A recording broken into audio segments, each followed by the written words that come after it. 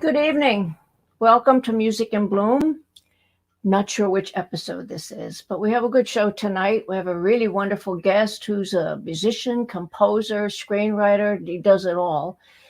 And tonight we're going to be talking about breaking down walls, not physically breaking down walls, emotional walls. But let's start like we always do. There's 100 places you could have gone instead of coming here for Facebook Live. You could have read a book or played a game, take a walk, or gone for a drive.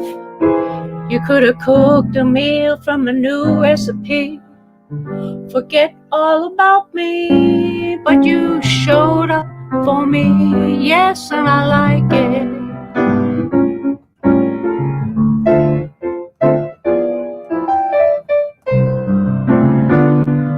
There's 100 things you could have done. Say you just lost track of time.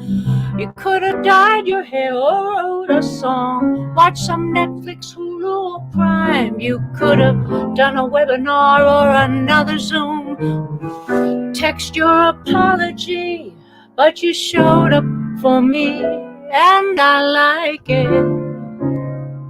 And I do like it. Thank you very much. We're starting to get some warm weather here in Jersey. It's been a rough winter, but I don't think it's over. I think we're going to get one more storm. I really do. I just feel it in my bones. Nonetheless, I'm enjoying the weather right now.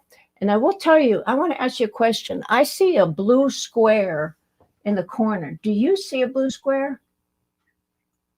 And I don't see any comments either. Let's see what that is. Oh, I don't know, something new here. So I'm not seeing any comments. So if I don't talk to you, what can I do? I don't know.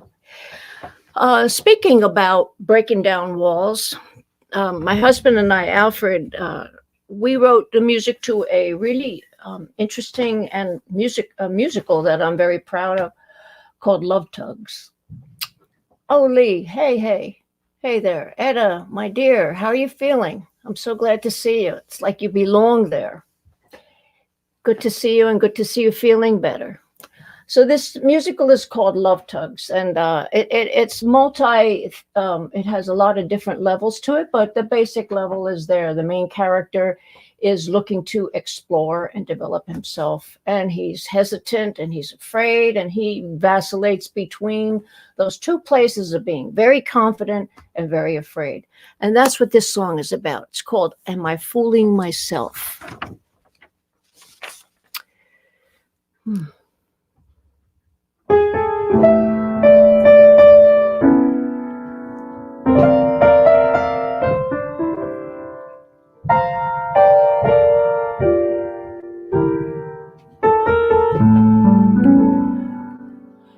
I have dreams. There are things I want to do. I have dreams. There are things I need to do that I've longed for, believed in.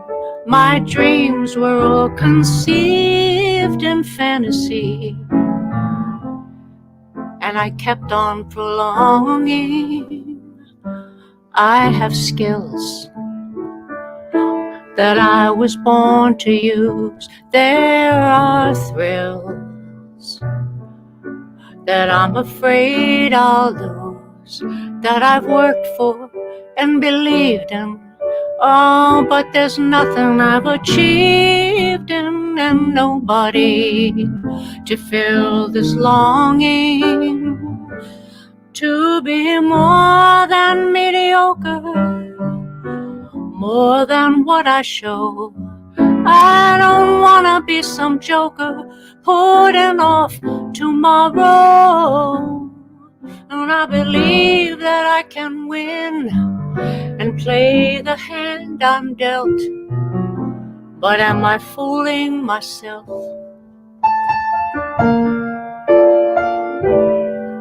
Am I fooling myself?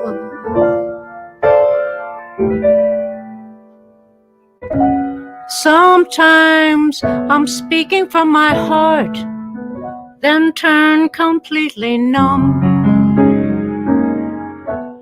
Sometimes I think I'm acting smart, then turn completely dumb. Even though my ups and downs, there's a voice within me sounds. You've a voice, you have something to say. You've a voice and you've got something to say. There's someone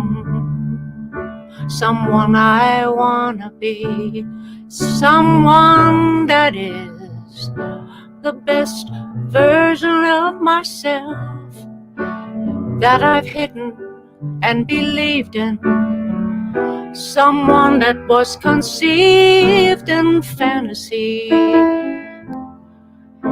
and a need to belong. And I am more than I'm mediocre, more than what I show. I don't wanna be a joker, putting off tomorrow, 'cause I believe that I can win and play the hand I'm dealt.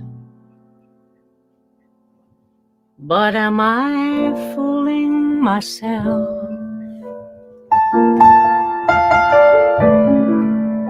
Am I fooling myself?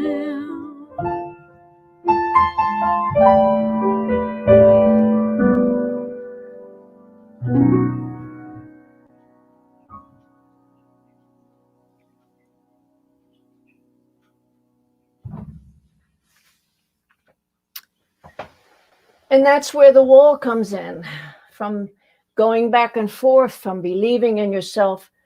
But there's a little voice that you're listening far too much to that's telling you, you're kidding yourself. You can't be doing this. And what happens is the bricks start to be formed and the wall gets higher and the wall gets higher. Years pass and that wall becomes almost insurmountable. Not so. You can start to tear it down. That's what we're going to be exploring this week.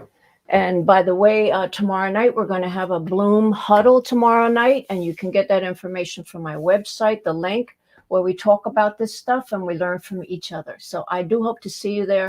It's a really interesting group of people and we all share the same common things. Now this song is an old song, Jerome Kern, Dorothy Fields, 1936. Not quite, I like these songs 100 years old because I find them so interesting that they're still pertinent to what's going on today because people have been feeling like this their whole lives. Hey, Susan, Allison, just walked in the door. Glad I didn't. Oh, there you are. You didn't miss the show. So pick yourself up.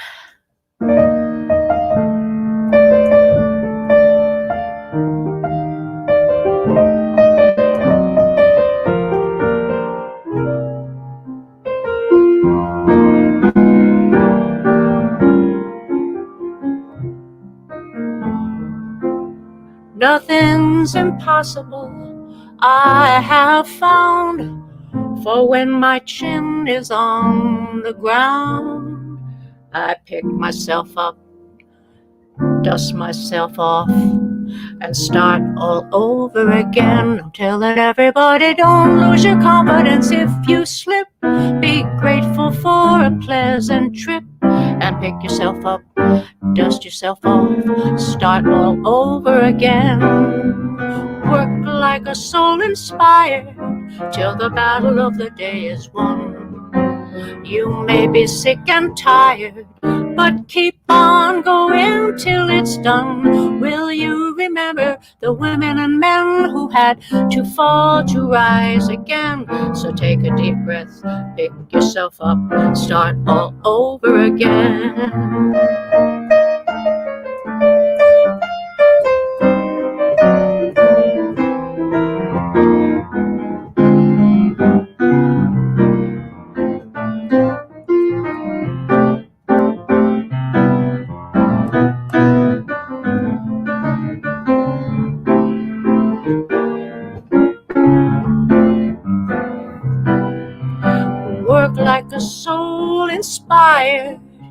till the battle of the day is won. You may be sick and tired, but keep on going till it's done. Will you remember the women and men who had to fall and rise again? So take a deep breath, pick yourself up, and start all over again.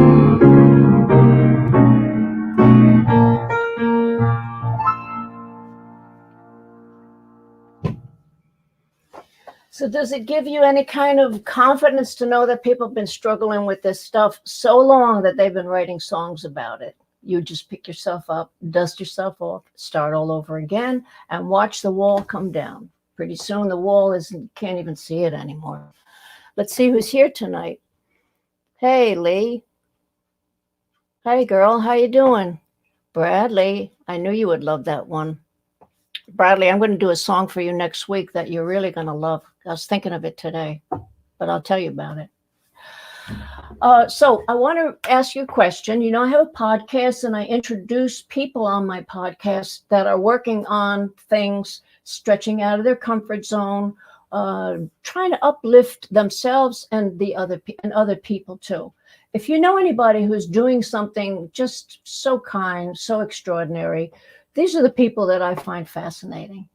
The people that are compelled to do these kinds of things. Do let me know. I would love to interview them for my podcast and share them with the world, really, whoever's listening. And I hope they're listening all over the world. So, and then we have our Bloom Huddle, which we're going to meet tomorrow night and talk a little bit more about these things. You can find all this stuff on my website. Let me see if I can manage this. Hey, tell me something. Are you seeing a blue square right in that corner right there? Are you seeing that? Anybody? Because I can't get rid of it. So I don't know what it is. Let me see. You can go to my website and subscribe because we do a lot of cool things and I wouldn't want you to miss anything. But there's a page there called Events. You'll find all this stuff there. Hope to see you 7 o'clock Eastern time. Let me see. Do you see it? No, you don't see it, but I see it. Yeah, I don't know what it is. I'm not going to worry about it. Oh, okay. Yeah. So I got a song. I got a song for you right now, and it's a rap. Because, you know, on this show, we do everything. We do folk music. We do rap. Because I like good rap. I don't like rap that is negative or diminutive to women, but I do like rap, especially the rap that I write, which is really grandma rap. That's what it is. But this is positive rap. So you got to get the hands going and a wall of can do, a wall of can do. Now, you know, this is all about the wall that you built up that says you can't do it. Can't do it. Wall of can't do. Wall I can't do. Been spending my life building a wall I can't do. Brick by brick, day by day, cemented by doubts gathered along the way. Higher and higher with each passing year, learn to live in the shadow and disappear. The wall I can't do, the wall I can't do. Does this sound like you? I don't know. Wall I can't do. Wall I can't do. Are you spending your life building a wall I can't do? Well, you never will know if you'd watered your seeds, if a dream would have grown that would fill all your needs. I've learned when you're shoveling down, digging a deeper hole, when you bury your dreams, you're burying your soul. Wall I can't do, wall I can't do. Wall I can't do.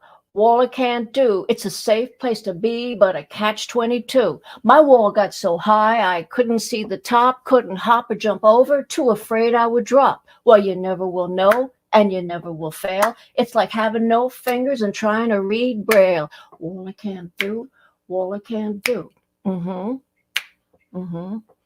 Now I'm standing on top of that wall I can't do, looking down like a bird with a panoramic view. Step by step, day by day, learning to believe in myself and have it my way, building bridges and rainbows of a powerful hue, living on top of a wall I can do. Wall I can do, I want it for you. Wall I can do, I want it for you. building bridges and rainbows of a powerful hue, living on top of a wall of can-do.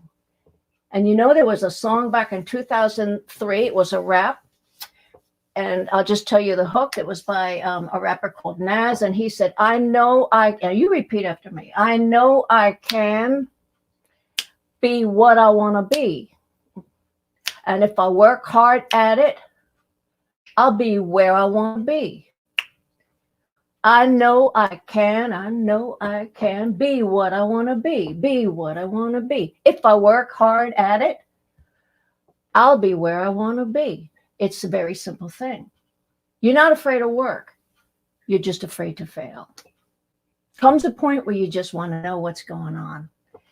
And my guest tonight is a guy who knows what's going on, and he's dealt with some of those kinds of things himself, and yet he's accomplished a lot in his life. His name is Eddie Ciccoli. I'm going to bring him out right now to tell, and I'll let him tell you all about himself. Hi. Hi. How you doing, Charmin? I'm good. How are you? Good. Great playing. I love it.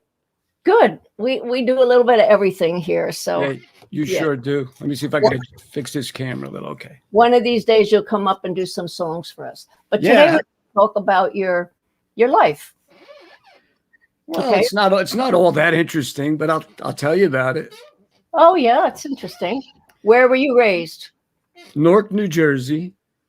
Stephen Crane Village. Okay. You know who came out of there, right? I do. Okay. Cherry.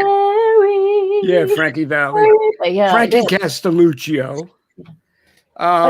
You know what I want to tell you? I'll just interrupt you quick. I traveled a little bit, and when I went to Australia, they knew Stephen Crane Village because of The Sopranos and because of the Four Seasons. In Australia, they knew Stephen Crane Village. How about that? Really? That's what they asked me about. They didn't ask me about politics or religion. They asked me about Newark and all the places that were shown in The Sopranos. Wow. So pretty popular place, I guess. Yeah. You know. So were you raised around music? Yeah, my dad. Watching him as a kid. I think I got my first guitar when I was it was a Sequoia, I forget, Sequoia, something like that. And I forgot, actually, I should have known the name, but I was young. Wow. And I used to watch my dad leave the house because he was always dope working cruises and things like that. And he had a recording studio. He had 2 recording studios. So, yes, did I grow up around it? Yes. And that's probably where I got the bug for the music thing. You know, it was just in the blood. I mean, you know. Yeah. Watching him in the studio as a kid, his first recording studio on First Avenue, across from the stadium in Newark, New Jersey. Mm-hmm. I remember him recording a group, the Carmel. They were really good, that group. And they almost made it. Fell a little short with that hit, with that record, I Can't Shake This Feeling. No, I don't know it. Yeah, but if you go to YouTube, go ahead. If you go on YouTube, you'll hear it. It's a great song. Great song. What's it called? I Can't Shake That Feeling? I Can't Shake This Feeling. Okay. I'm going to look for it because I like to dig up things like that. Yeah. And then how did you actually get into acting? Well, that's kind of a funny story. I was about 16 and I was in junior high school and I had long hair, like everybody else. I mean, it's probably it was probably your length. Oh, I'd like to see that picture. Yeah. I've had it up on Facebook. I get a lot of comments about that, but I should have sent it in to you. It's really a comical thing. But she said, I don't know, my father's friend, she was her name was Angelica Di Pasquale from Newark, New Jersey again. Of course. Her husband was a doctor, lived in that section, Berkeley, Berkeley section there. Real nice area back then. Mm-hmm. And she said to me, Eddie, I know you like, she goes, would you get your hair cut if I get you put in the wedding scene of The Godfather? Ooh. Cool. So it's like, I didn't want to cut my hair. But I'll never forget, I was sitting at my cousin's house in Nutley. And she had asked me that, and I said, why not? Mm-hmm. And really, that's kind of, even though actually not till high school, I didn't start doing the little bit of acting in high school. We had a drama class in high school, 74. So that was, actually, no, it was, yes, it was after. It was after. But I really was bitten by the so-called bug from the experience of getting the haircut, traveling on a bus to Staten Island. My dad accompanied me because he wanted to take pictures, and I was young. So I needed an adult to accompany me, of course. Yeah. I wasn't SAG then. Took a lot of years later to become SAG. That whole thing. I do. And that's how it started for me. And then I kind of pursued it a little bit in high school. Did a few. We made a movie, Night of the Living Dead, of all things, and that was my first high school movie. And we had a drama class, and that's what really got me. I started saying, I like this. And then all of a sudden, I don't know. I went out to Vegas when I went to college, and I applied to UNLV, and I still had the music in me. I still had the passion for that. That never died. No. And I said, well, why can't I do both? So I went to Vegas. I majored in music. Music performance, to be exact. I didn't want to teach it. So I did 3 years, learned the theory. Yeah. Now I know when I'm playing, what a bridge is and what a pivot chord is and why it leads to this and that tone and why you change keys and how you make a hook and all that stuff that you do great on the piano. I know what it's about, the chromatic scales, all that kind of stuff. I never knew what any of that was. And my dad used to always tell me, if you don't learn theory, you're going to hit a brick wall. I worked with your dad on a few jobs. Did you know that? Yeah. I'm sure you did, because I know he worked with Von Green. I know my dad has. No, it wasn't Yvonne. It was me, Joe Cass, my husband, and your dad. We worked a couple jobs together. Yeah, Joe Cass. Oh, I liked him. He was a great guy. Yeah. Funny. In fact, I did a little independent film, and we did it in a bar. Yeah. Mid 90s.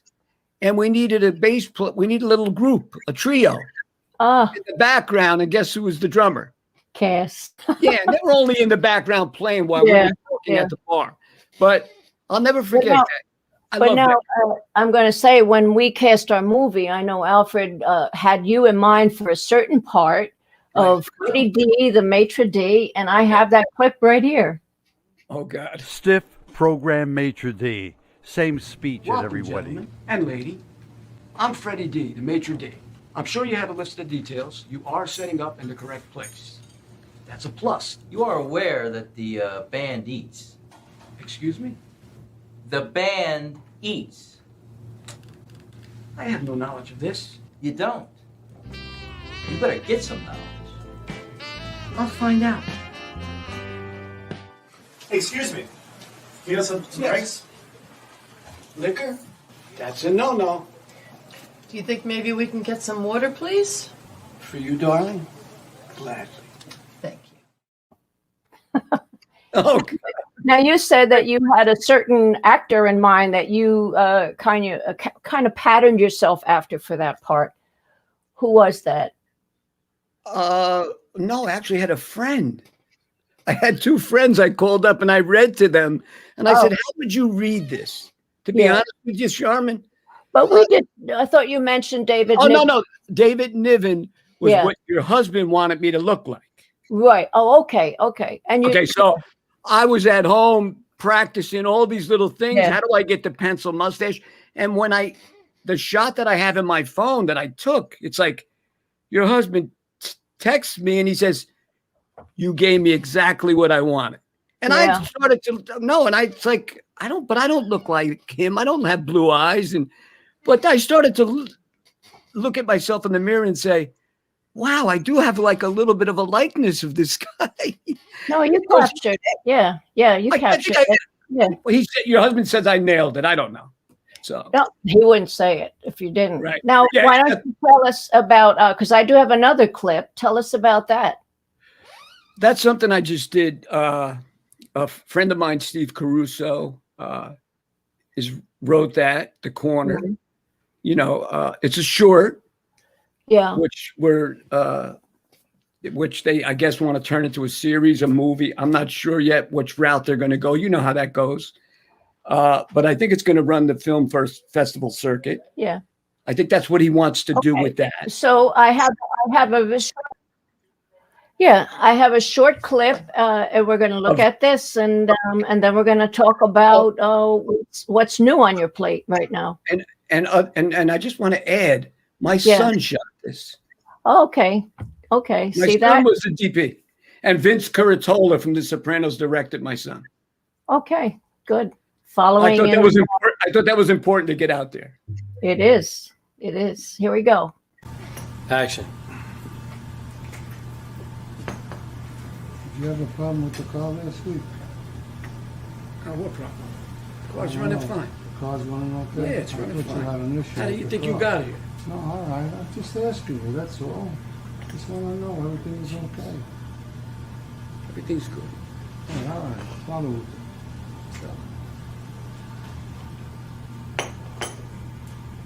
So how's your wife? He's fine. She's fine. Everything is good.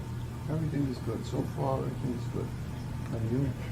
Good. Yeah. You know, same old shit. All right. So you're going to help him out?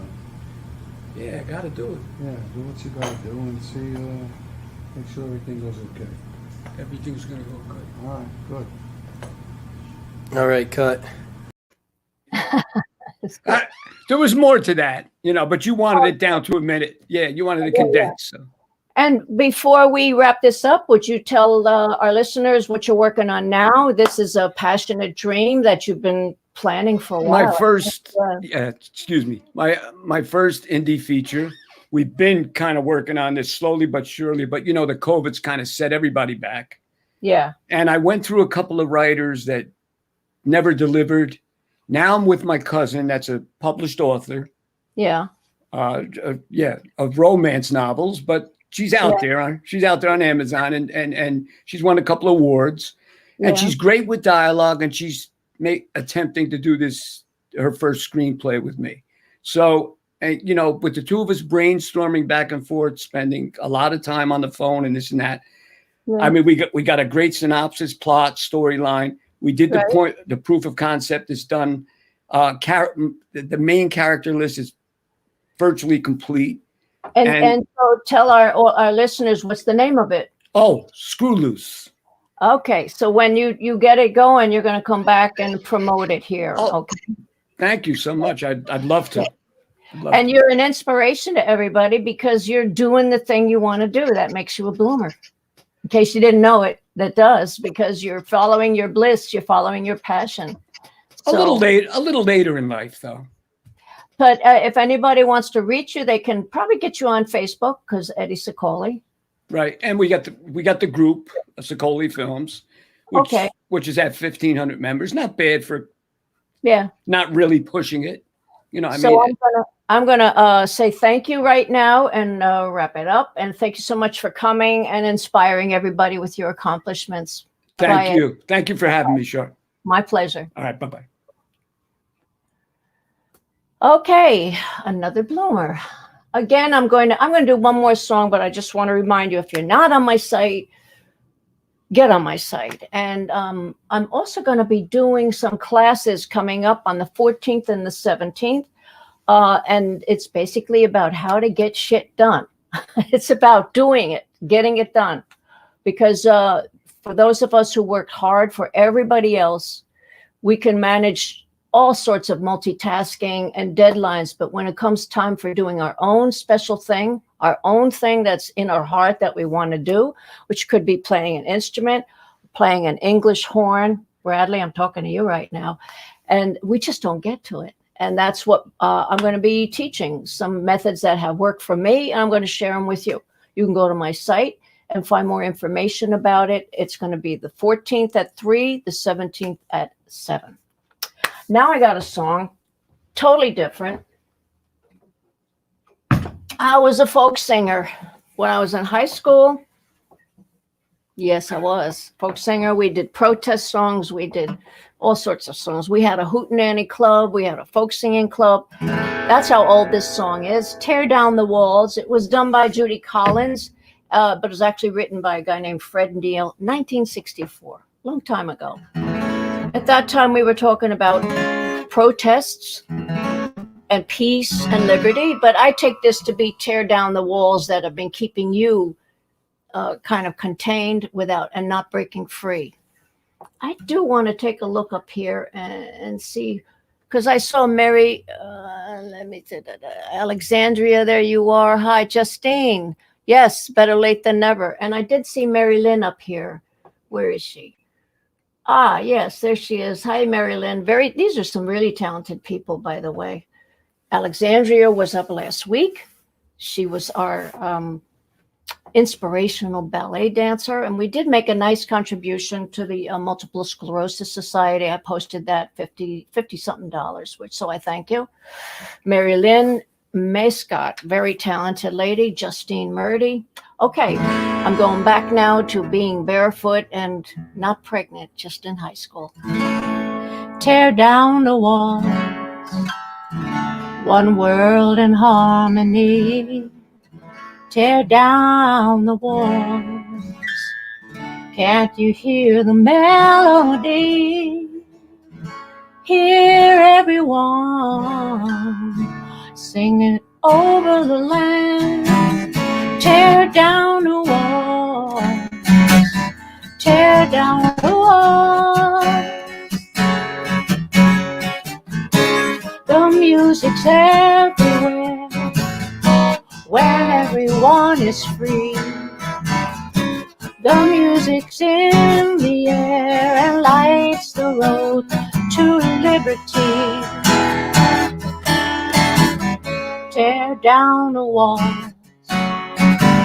Listen to freedom ring out. Tear down the walls. Can't you hear the church bells are ringing out? Let everyone sing it over the land. Tear down the walls. Tear down the walls. The music's everywhere when everyone is free. The music's in the air and lights the road to liberty. Tear down the walls. All the things that you've been afraid of. Tear down the walls and show them what you're really made of. This is the day. Don't back away. Tear down the walls. Tear down the walls. Tear down the walls. Tear down the walls. Tear down the walls. Boy, oh boy. That takes me back. Judy Collins is still singing. You want to talk about a real bloomer? She never stopped. She is still singing. She's been singing these songs for some 60 years now. So that wraps it up, my friends. That wraps it up. So I'm not going to sing the song, but I'll leave you with the last verse. Don't you ever think that it's too late? Put yourself at the top of the list. You got to think big, start small, and you know what to do? You got to show up for you because you'll like it. But I do thank you all for showing up for me. Oh, man, a lot of hearts here. I wish you could see this. It's great. Hearts all over the place. I love it.